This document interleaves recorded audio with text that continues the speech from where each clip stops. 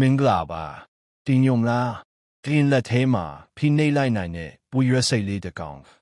သူ့ကိုလေးချိန်ထက်90လေးတဲ့အရာကိုတဲနိုင်နေဆိုတာထားတော့မတော်မဟုတ်ဘူးသူ့ဘဝတစ်ခုလုံးကစနစ်တကျစီမံထားတဲ့ system တစ်ခုလိုပါပဲနေ့တိုင်းကျွန်တော်တို့ခြေထောက်အောက်မှာရှောင်နေတယ်ပူရွက်စိတ်လေးတွေကိုမမြင်တတ်ကြဘူးဒါပေမဲ့သူတို့အောက်မှာရှိနေတဲ့ကဘာတစ်ခုလူသားတွေတောင်မချင်မလောက်အောင်စနစ်တကျဖြစ်နေတယ်ပူရက်စိတ်တကောင်တည်းဆိုရင်ဟာနေနေဒါပေမဲ့အဆူလိုက်ဖြစ်လာတဲ့အခါ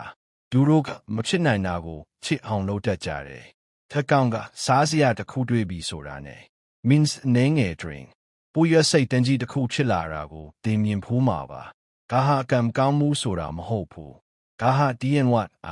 ပူရက်စိတ်တွေစကားမပြောဘူးဒါပေမဲ့သူတို့ဆက်တွေ့နိုင်တယ်ဘယ်လိုလဲနဲ့ပါထက်ကောင်အစာတွေ့ပြီဆိုရင်လန်ဒစ်ရှောက်အနန်းတစ်ခုချန်ထားခဲ့တယ်အဲ့ဒီအနန်းကိုလိုက်ပြီးအခြားပူရွက်စိတ်တွေရောက်လာတယ်ဒါကြောင့်ပဲ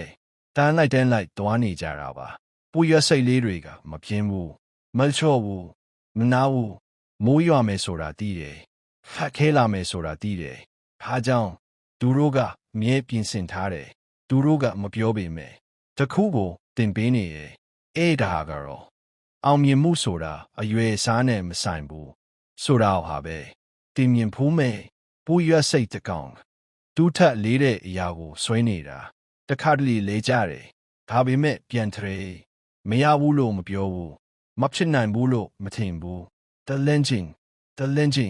ရှေ့ကိုပဲတွားနေတယ်နောက်တစ်ခါပူရွက်စိတ်လေးတကောင်ကိုမြင်ရင်မနှိမ့်မိပါနဲ့အဲ့ဒါအလုတ်ကြိုးစားမှုရဲ့တင်ခန်းစာတစ်ခုပါခြုံငုံတုံးတက်ရမယ်ဆိုရင်ဒင်းငယ်တာအားနည်းမှုမဟုတ်ဘူးမလျှော့တဲ့စိတ်ဓာတ်မရှိတာပဲအားနည်းတာပါနားဆင်ပေးတဲ့အတွက်ကျေးဇူးတင်ပါတယ်